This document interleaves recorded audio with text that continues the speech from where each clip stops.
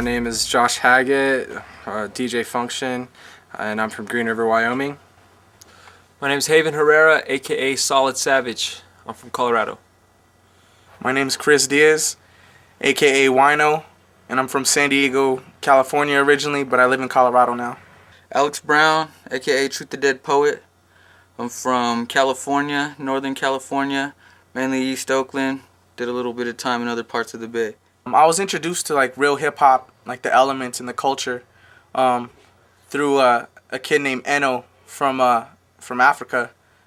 When we were sharing a cell when I was 15.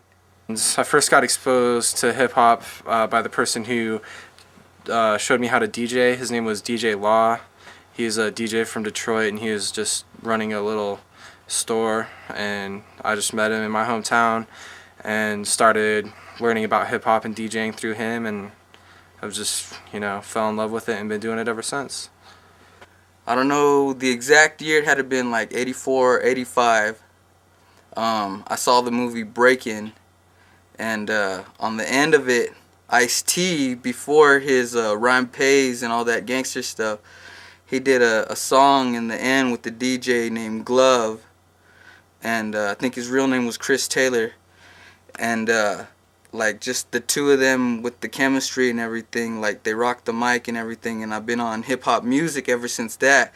But with the movie and other movies that were around its time era, like Beat Street, showed things like graffiti and breaking and stuff like that, which is also another thing like I've always been exposed to. When I first got into hip hop, it was through graffiti, and at the time I wasn't like all about hip hop as a whole.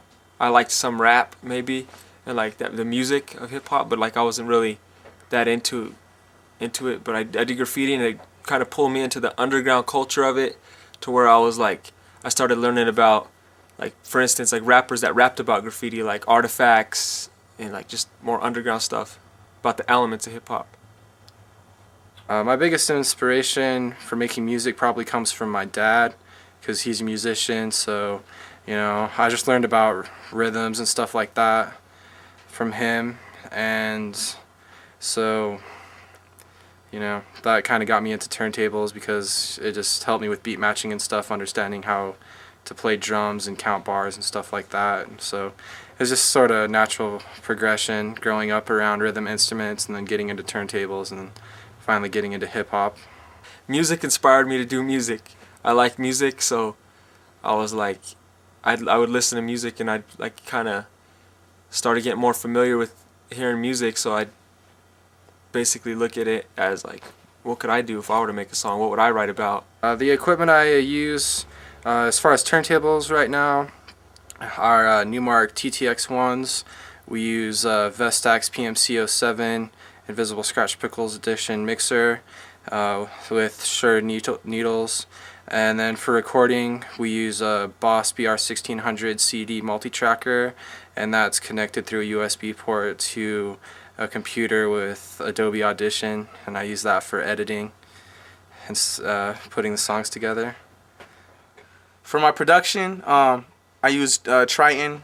I've been messing with the Reason program, some various other computer programs, and then like kind of sort of mess around with DJ Function, get his turntables in the mix, for sampling and stuff like that.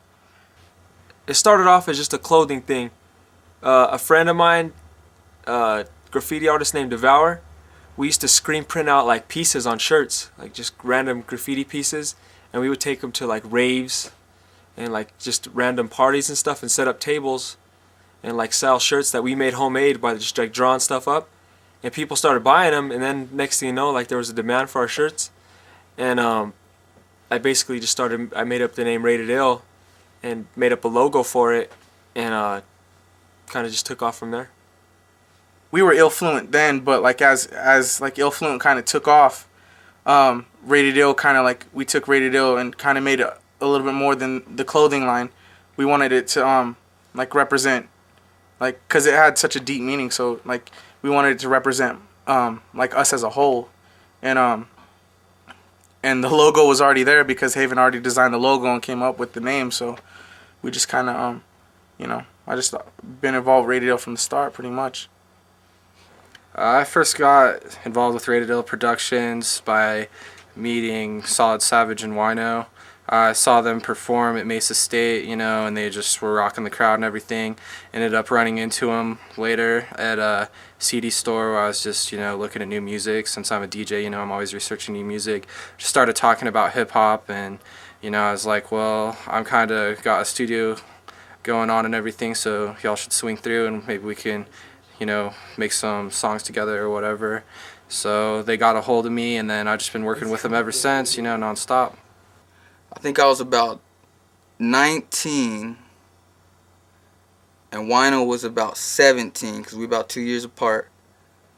This girl we used to know around the way, her name was, well, we'll leave her nameless, but she knew him out of this little spot called Fruta, and where we're at right now, Grand Junction, is where I was staying in the ghetto, Riverside, and I was staying in a spot there, and she knew us both, met us separately and everything, and she liked the way he rhymed a lot, and she liked the way I rhymed a lot, so she thought that it would be cool if we met each other.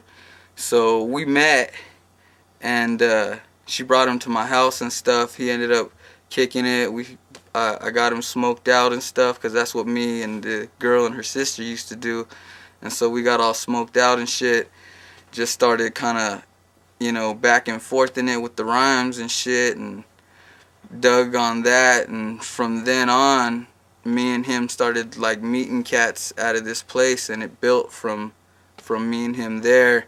Wino hooked up with a cat named Savage, and they created a little entity in themselves, and brought that up and made that all big and blew up Rated Ill and shit. And I just been down with them the whole way through, basically, so I guess it was just natural that we hooked up. Rated Ill to me is like, it's kind of like a way of life almost, you know what I'm saying? It's something that you have to take to heart. If you say that like your product is Rated Ill, or you yourself are Rated Ill, then that means you believe in what you do 100%. And that no matter what you do, whether you're a lawyer, a doctor, a rapper, a bum, whatever you are, you go at it 150%. And if you do that, then you're Rated Ill, no matter what you do. Whether you're hip hop, whether you're, whatever you are. The biggest influences in who I am, in my style, and what I do with my music have probably got to be, for the mainstream, like Tupac, Biggie, Eminem, Jay-Z, Nas, them guys. On more under levels, I'd say definitely Rakim, Mac Dre, Scarface, Pharoah Monch, Tech Nine. My musical influences is mostly like underground hip hop and, a lot of jazz, some like old breaks and stuff, but mostly just like contemporary underground hip hop. Outside of hip hop music, I like Peter Gabriel, a lot of like old classical stuff for like the sounds and instruments they have in them. But like as far as modern music, I like a lot of the underground stuff. Like I like Artifacts, like a lot of hieroglyphics. I like a lot of the stuff that The Moment do, Chicago, just basically all the underground stuff. Of the shows I've done, probably the show I did out in California with my crew, Identity Crisis. We opened for Tech Nine. We were opening acts with Living Legends, Dre Dog, Andre Nicotina, Cut Calhoun, Scatterman, Brim, just cats out of Tech Nine's camp and everything. And then of course Tech Nine was the headline and everything. We was backstage the whole time. Kicked it with Tech Nine, kicked it with Andre Nicotina, it was blazing back and forth and everything. I have to say that was probably my most memorable show because we got a really good response. We had printed up our album that we had made like months previous to that in 3 weeks, called Still Hungry, and we sold out. I think we pressed about 100 copies. We didn't have much time, so we only pressed like out 100 copies. And me, Deja Vu, and Karma, we're the members of the group Identity Crisis, and each of us took a portion of them, and they sold like hotcakes. So, and I stage dived for the first time. That was a real memorable experience for me because I was like putting my trust in the crowd. I was putting my faith in my fans, in the audience, and I just jumped, and once they catch you, it's a crazy feeling. So I mean, that was a real memorable experience. But then, touring with KRS-One and doing shows in like mountain towns like Steamboat Springs, like in a packed house, where everyone's just vibing to what you're doing, and like, the crowd's participating, and they're just, they're being a part of the act. They're not just, watching an entertainer. They're actually, entertaining themselves by, being in the mix. That's pretty memorable. Doing the shows where like where the crowd is basically showing a lot of love and giving you that energy back, so you can give that energy right back, like through like the ski towns in Colorado and stuff, like Steamboat Springs and Breckenridge and stuff. Like kids out there go crazy because there's people from all over the world there, so you get like a more mixed crowd. And of course, the Skillfest shows, those are always big, and we put those on. And it's all of our friends and artists doing all the performances, so those shows always go pretty well. My short-term goals is just to focus on live performance stuff as far as live DJing and also my live sound tech work. Everything from setting up PA systems to engineering and troubleshooting sound systems, all that kind of stuff. I'm definitely into that. As far as studio work, just same thing that I've always tried to do with my studio work, just trying to reproduce, the original, feeling that was there in the song, just make sure that everything's coming through, the artist is happy, and that, I always have a comfortable working environment, whether it be live or studio work. And then as far as long-term goals, I would, just like to be successful in the music industry, and just all types of different production aspects of the music industry.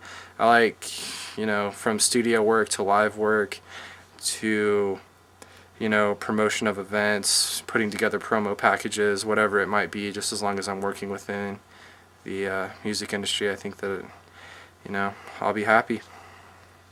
it's all about sacrifice right now so that I can get this CD done, make this album, get it out there, get people seeing who I am, what I can do, what I'm about, let them know, you know what I'm saying, so that, I can either get on or build on from what I'm doing, you know what I mean, and so that my long-term goals, I can basically hand my art to the world and be able to expand as far as I can possibly go. I'd like to go all over the world, not just the United States. And, I don't care about labels, mainstream, underground, whatever. I ain't in the business to try to sell my soul. But, to be honest, like everybody else, I do want what I deserve. And, I want to make a living out of it, so I do want to get paid. My short-term goals are being able to pay my rent and have some food better than ramen noodles, macaroni and cheese. I like good food sometimes. Like a steak is good. If you could have a steak and you could have like mashed potatoes and some asparagus, and asparagus is like $1 and like spinach is like 50 cents. So if you can make that step up to asparagus through just making good music, then you've done it good at the end of the day. So that's short term. Long term is I'd like to have a house big enough to support my whole family and to where they can have asparagus whenever they want and a steak and whatever type of ham, whatever goes along with it. And my DJ functions vegetarian, so he doesn't have to take part in all that meat eating, but he can have like the most deluxe fruits and veggies available to you. Trying to stay fed, trying to eat and feed my family, and try to feed my friends, and make sure that everybody's okay. That's my number one, my number one goal overall, I guess, But my short-term goal, is just to keep pumping these albums out, keep selling these albums, keep getting on radio stations and, you know, keep doing shows, you know, hopefully, you know, sign with some tours, you know, and really like just keep it moving like how we have been. And my long-term goal is, like I said, it's kind of the same as my short-term goal. I just want to keep my friends and family fed because I want us all to be able to do what we love. And we love doing, you know, being involved with hip-hop, and we love, you know, working at our craft. And I think that shows in everything we do, in our music, in our movies, in our DVDs, in our events, everything. We love what we do. And if we can stay afloat enough to do that, you know, then that's basically my long-term goal, you know, get everyone together and, you know, us have a real career in this industry. I just basically want my audience and everybody that listens to understand who I am, where I'm coming from, that I'm ready to be there on the scene. You know, just know basically, you know, that I'm real about what I'm doing. You know what I'm saying? That, you know, that I work hard and I try to put it out there for y'all. And I just want them to basically, I guess, in a sense, take my whole heart and soul with them whenever they listen. What I want the audience to take away from the music is just the original artist intent. And so, you know, as long as the artist intent is felt in the audience, then I feel like I did a good job. And you know, all the artists that I choose to work with, I definitely respect their message and what they're trying to bring across in their music. So, you know, it's important to me to just find out what the artist's original intent is and bring that across, you know, and whether it be a live or studio setting. In all my life experiences, you know what I'm saying, and everything that I've had to go through, you know, look at me now. I mean, you know, like when I was younger and I was living on the street, you know, I thought I was going to die before I was 21. I'm 24 now and I'm making music every day, you know, and that's all I ever dreamed about doing. So I want my audience to know that there is hope out there and people are, that like you can make it. It's not impossible out there, because a lot of people live in circumstances where they feel like everything is impossible. But I want to be out there and I want to be able to show them that nothing is impossible. I want them to understand that it's all love. Like when you make music, you're doing what you love and you're expressing yourself. Basically, my fans, I want them to take pretty much the same thing that I want them to take from my music, is my heart and soul. I want them to, you know, be able to know who I am. I want them to feel like, you know, that they know me. You know, once they hear it, you know, I want them to have an experience with everything. So basically what I want them to know is everything that I'm putting in my music. I'm putting, you know, my whole heart out on my sleeve here. And, you know, everything that I say, I want them to know that it's real. And, you know, I want them to believe that. And, you know, I don't know, I want them to look up. And my life is an open book. And if they're willing to be my fans, then they're willing to be my friends. In closing, if you're at home watching this DVD, tape, or promo, I want you to know that you should hire me because I'm artistic but poor. Some artists say they're starving artists, but they ain't really artists, they're just starvers. So, I'm an artist, but I'm also hungry and sort of skinny. If you'd like to see me beef up to make my image better, pay me to do a show. I will eat my steak and asparagus, show up very strong and healthy, and do a good show for you.